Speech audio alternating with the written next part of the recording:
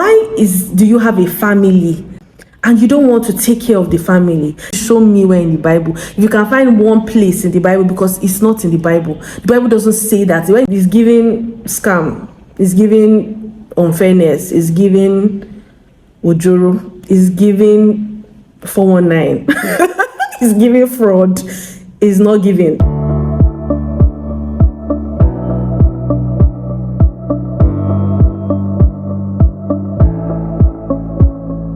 Hello people, welcome to my YouTube channel. Welcome to Stephanie's Corner. I hope you guys are doing good. I hope you're doing well, and I hope you're gradually winding down, for 2024, resting, catching up with family and friends, and just doing things that help you, relax. Anyway, in this video, I want to talk about something that has been on my mind and in my thoughts for a bit, and I want us to have a conversation about it, a discussion about it in the comment section. Okay. So there's this narrative. I'm going to play a video, right? I'm going to start a video in this clip as the case point and then talk about it. If a man can't provide for you, and I'm talking about from the bottom of your feet to the top of your head, like I do, listen to me, beautiful. If he cannot provide for you, like I provide for you, or better than I provide for you, he doesn't deserve you, because he doesn't understand that you are priceless. Look how beautiful you are. You are absolutely priceless. Never let a man to come into your life and devalue your greatness. You're absolutely amazing. Look at you. You're breathtaking. Look at that mole on your lip, looking like a movie star. Never allow a man to play with you. Any man that disrespects you one time, you leave him and you never go back. You understand? Yes. Okay, my beautiful love. So from that video you just listened to, you can see that the man is telling his daughter that she should marry a man who is a provider, someone who is going to provide for her completely.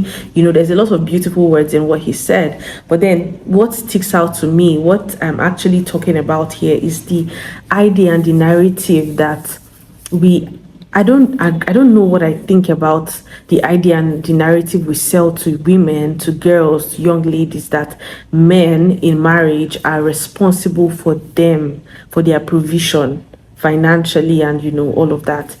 I don't think it's a helpful narrative at all.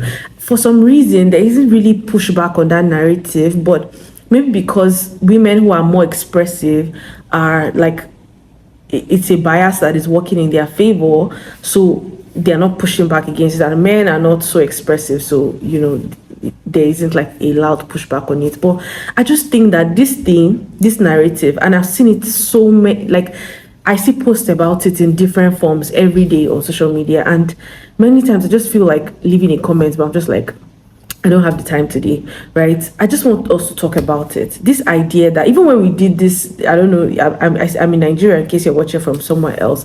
We did this whole Women Economic Empower Her campaign earlier in the year. I think that's like 2 months ago. They added a lot of like women who are doing well economically in their careers, notable people, right? And then they got them to do like skits or like talks, to encourage women to be empowered financially and economically. I saw this one clip that now trended, and I read the comment section. It was a celebrity husband. The husband of both of them are celebrities. Then the husband was talking about how, yes, that he encourages and he supports women being economically empowered because it helps so many things and all of that. And then he now goes on to say that, but in the home he believes that the man should be the full provider. The woman should just make her money, but keep her money and use it for whatever she wants it to use it for. I don't know. I checked the comment section to be sure that women would be like, no, that's not, women should have, but women were like, yeah, and a man you be, and all those type of things. And I was just thinking that I have a lot of issues with, I love Africa, I love a lot of our culture, but I also despise a lot of African culture. And because of a lot of things, right? A lot of African culture that dehumanizes, strips away the dignity from people, particularly women, and minority groups. We have very weird, some very, very weird culture and oppressive cultural practices. But one of them that people seem to have, taken solace in, which I don't think is great, is the idea, and I don't think it's just in Africa, it's all around the world, right? This idea that men are like sole providers, I think is so harmful to I don't think anybody should be for, if you are really for the empowerment of women and you are really pushing for equity, gender equality and equity, and by gender equality, I'm not saying that there aren't differences between men and women, or there aren't, that's why you see gender equality. When we talk about equality, we're talking about value of both genders having equal value. Like nobody is superior to anybody and no one is inferior to anyone, right? And then when we talk about equity, we're talking about fairness in respect to, the genders. For example, what is fair for me as a woman biologically may not be what is fair for a man biologically, and vice versa, right? How my period and maternal maternal leaves or whatever should be factored into the workplace and all of that, and society isn't what the provisions that are going to be made for women in that respect is not, doesn't have to be made for men, because they don't have to go through that exact thing. And whatever has to be made for men that we don't go through, that's fairness. But when it comes to like financial empowerment and all this whole, the man is the provider, so provider, a real man is the man that provides everything in his home, and the woman should make money and keep it. And then this man talking to his daughter and selling to her that the idea of a real man, a good man, is a man that, of course, a man should know your value, and a man should know that your value is beyond what you bring to the table financially, right?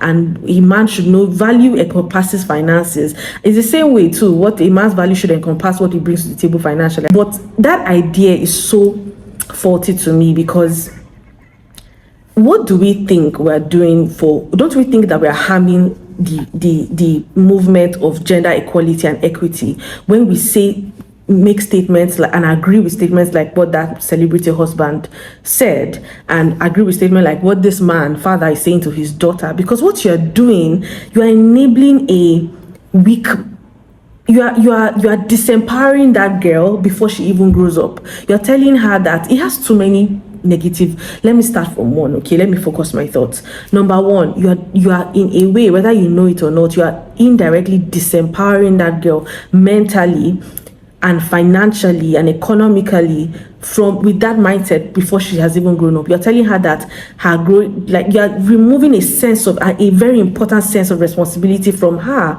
from when she grows up. So as she grows up, she makes money, she just feels like I only have to make decisions that take care of me, because you have taken away that important sense of responsibility that everyone should have, so that as they grow up, they know that I'm earning a living, as I'm making decisions to earn a living and all of that, I'm making those decisions not just for myself, but for the people in my life, my parents, my siblings, people around me who I need, the society, my family. I'm preparing for my family, so that when if I want a family, I'm going to be able to also cater to them financially as well. But when somebody doesn't have that sense of responsibility, sorry, I had to take a call. So I was saying that when someone doesn't have that sense of responsibility, what it does is that it disempowers them already. Like they don't take life as seriously as they probably should. They are not as driven as they should to, use their gifts, their talents, their mind,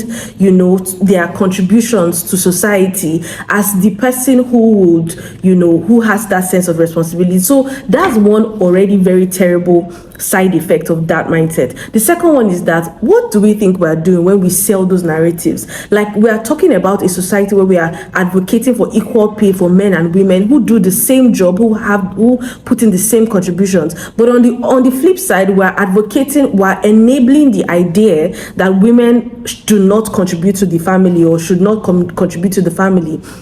Why are we doing that? Because the truth is that society many times is framed in a way that supports practicalities. So the reason why many people would give as the excuse for not paying women, as in the same way, with the same for not paying women the same way or the same amount they would pay their male counterparts for doing the same jobs, making the same efforts making the same contributions is because because of the mindset and the idea that a man generally has more responsibilities, because he's not just catering to himself, he's also catering to his family, whether it's his parents, his siblings, his wife, his children, the people in his community. And if that, going by that mindset, they'll be right. But it's not true, because the truth is that many women, or I don't know any woman, at least personally, maybe there are probably many women like that, but I don't know any woman personally, at least that I know well enough,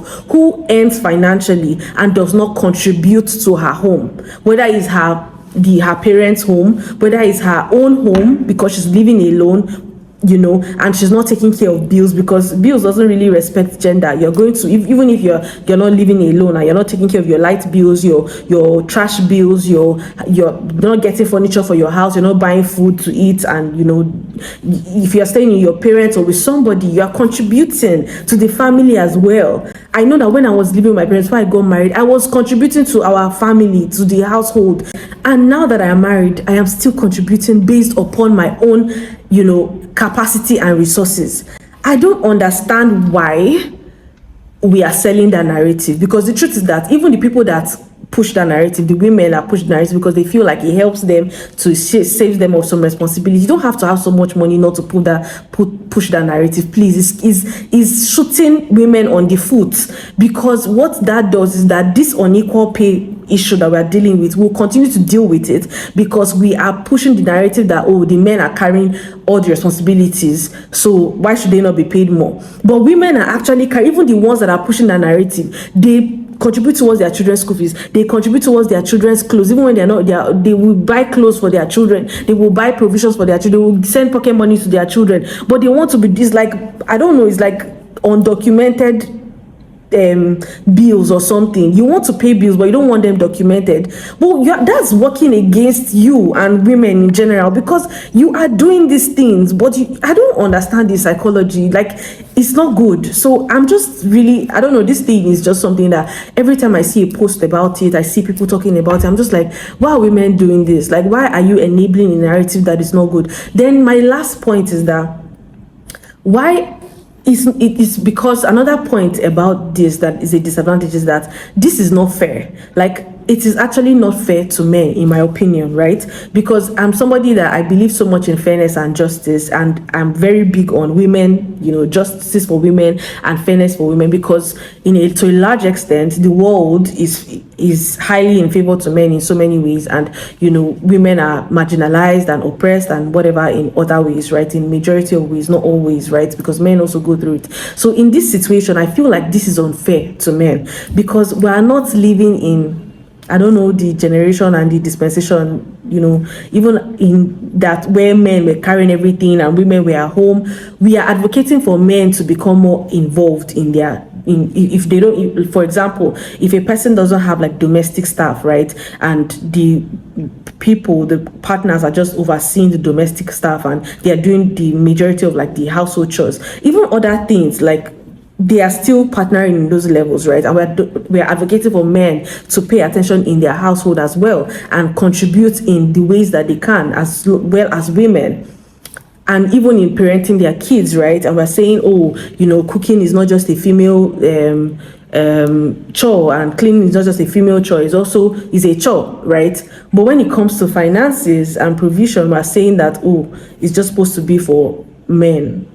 That's not, it's giving scam, it's giving unfairness, it's giving ojoro, it's giving 419, it's giving fraud, it's not giving. So I really think that how can, especially in this economy where we are right now, there is a different thing for like marriages, to people in marriages or in family to like share responsibilities in a way that works for them. If that works for a family, great. You take care of all the finances, I take care of like the home front and whatever in the home. If that's what a couple or a family says that's what works for them, that's okay. I'm just talking about like at the base level, right?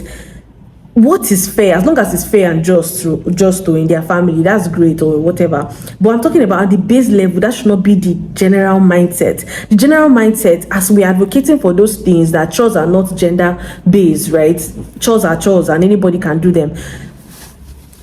Taking financial responsibility is also not a gender thing. It's just a human thing. It's a human thing. How do we want to make progress in our careers, in our businesses, financially for women? We're advocating women empowerment, economic empowerment. On the other hand, we want the economic empowerment, but we don't want the economic responsibility. It does not work. It can't work. We cannot facilitate such things. And how is it fair that a man, a husband, is taking care of in this economy of today? Right? If a woman is earning, even if he's a very rich man or a very wealthy man, why do you have a family and you don't want to take care of the family? It's like men that we say, why do you have a family? You don't want to assist with cleaning your children up. You don't want to assist with dressing up your children. You don't want to assist with looking to the affairs of your home. You don't want to assist with that. Why? It's your house, it's your family. Why don't you want to assist with your household? Then as a woman, why don't you want to assist? You are earning money. It's not that you're not earning, you are earning money. And you don't want to assist with providing the provision in your home. And for those people that say, oh, the Bible said that the man is the provider, please show me where in the Bible. If you can find one place in the Bible, because it's not in the Bible. The Bible doesn't say that. When you say, oh, the Bible says the man that doesn't provide for his household is worse than an infidel, that scripture was not talking about men or husbands. It was talking about believers who don't provide for their family, for their families. And believers means men and women. We cannot be infantilizing ourselves by removing ourselves from economic responsibilities. That is infantilizing ourselves. And then on the other hand, we are complaining that we are being infantilized by society, by men, by people, by culture. When we refuse, we are pushing away responsibilities and then we want the benefits of the responsibilities. Life doesn't work that way. We really need to change our mindset. We really, really, really need and have to change our mindset as a society, as a people. Women can, and that's why we have so many women who are entitled. I see some strange things on social media, and the boldness in which people say these things. I can't date a man unless he's gonna fly me to the whatever, and he's going to do this, and he's going to get me an apartment, he's going to whatever, he's going to become your poverty alleviation scheme, whatever, right? That kind of mindset is what happens when a man tells his daughter this kind of things we just heard this man tell his daughter. I don't think that is a good thing. I really, really do not think that. You don't want to be I don't think that's all we came here to this world. Our value, we say, oh, a man that cannot recognize your value. Value is seen and felt. What's your value outside of being pretty, outside of being a human being that is living and existing? Your value, just like a man, your value cannot just be that you're a man and that you have male organs and that you look like a man and that you have muscles. That cannot only be your value. You have to have value outside of those things. Your value comes spiritually. Your value comes in your character. Your value comes in your skills. Your value comes in whether in your house, your home skills, in your relationship skills, in your financial ability, capacity, whatever. What are you offering to the world? Your value cannot just be that, oh, you're a woman, and a man that cannot see your value is not worthy of you. If you don't have value, why would they see your value? Your value is not just your value is, as a human being, you have value in that you are made in the image of God. But outside of that, there's value to grow and increase and all of that. Anyway, I'm just saying that I don't think that this whole idea of a man is a provider and he's the one supposed to provide for you as a woman. As a woman, God is our provider, and as a woman, when you are a child and you're growing up, before you come to the age of accountability, your parents are responsible for your provision. Once you become an adult and you start working, you're responsible for your provision and even for others as well, connected to you. When you get married, your husband is responsible for you, providing for you, and you're responsible for providing for your husband. Care, love, finances, nutrition, both of you are responsible for providing for yourselves, both of you. Now, because the man, I'm a Christian, the man has the position of headship in a marriage, right, which is people get stuck on the headship, is a service right point. What it means is that because he's like the point of flow, usually more will flow from him, but his headship is not just about money like most people make headship about. Headship is about vision, is about accountability, somebody who is answering to God. I don't know why we made it about finances alone, just like we made a woman and a wife all about house chores. Like it doesn't make sense. So I'm just here to say that, what do you guys think about this topic? Just share your thoughts. Let's talk about it in the comment section. Let me know what you think. Do you think a man is the provider? If you think so, give me points. If you agree with me, let me know. Let's just share, thoughts in the comment section. I would like to hear from you. So see you guys in the next episode, in the next video. Don't forget to subscribe. If you're not subscribed to my channel, subscribe. I'm a believer. I'm all about faith. Here is my creative outlet, so you can expect to hear stuff surrounding my faith here. I share food recipes because I like to get creative in the kitchen, or just share when I'm cooking, for my family. I sometimes film it and I'm going to share it here because it can help someone. A beauty enthusiast. I like beauty, so sometimes I'm going to record some beauty tips and put it out here. If you like all of those stuff, and then banter like I did today, I'm going to put it out here. So, and then once in a while, lifestyle content. So if you like all of that, make sure to subscribe. I'll see you guys in the next video. God bless you.